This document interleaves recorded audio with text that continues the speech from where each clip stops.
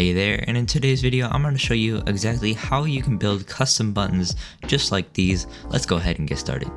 Alright, step 1, you're going to want to add your button. So we're going to go up to button, and instead of choosing one of these, because it's not going to give you many options, we're going to want to go down to styled buttons.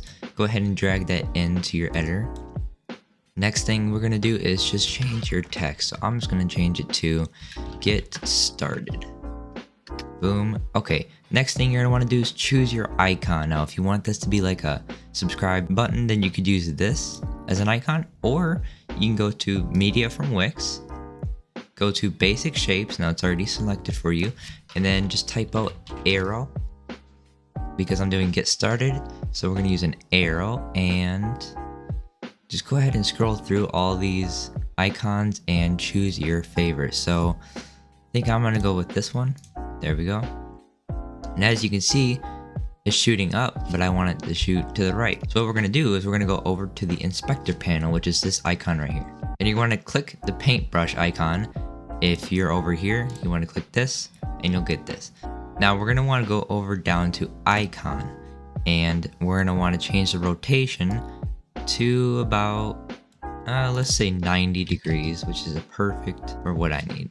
Next thing is you'll notice that this is the icon's on the left, but I want it on the right. So you can go to layout, and we're going to choose this one right here. And the star is showing you where the icon's going to go. So if you want it up here, you can put it there, down. But for now, we're going to do this. Now for the spacing between the text and icon, you'll see that it changes the spacing between it. So if your icon is like really rubbing up against the text, you can just change this just a little bit so it's perfect.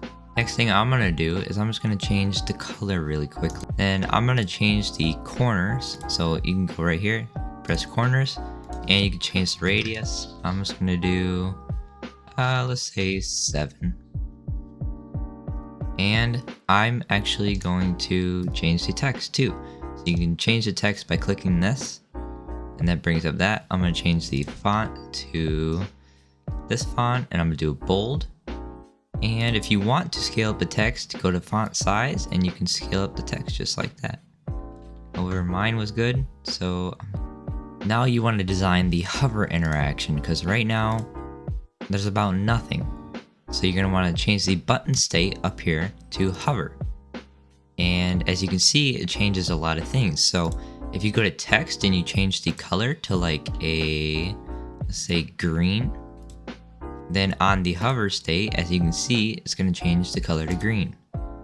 And we can just mess around. We can change the icon color to green. There we go. And set the rotation to 90. We can actually probably change this just to go a little bit up. Go up to our color. We're going to set this to 0. And if you don't know what this is doing, it is setting the color transparency to 0, which basically just sets it to be invisible, the background. And I'm going to go to borders, and I'm going to change this to like a 2 pixel width, and change the color to green, just like that.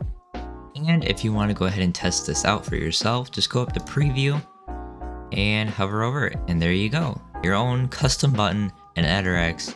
I hope you guys enjoyed the video. Please leave a like, as it will help the algorithm boost my video and help others see it. Peace.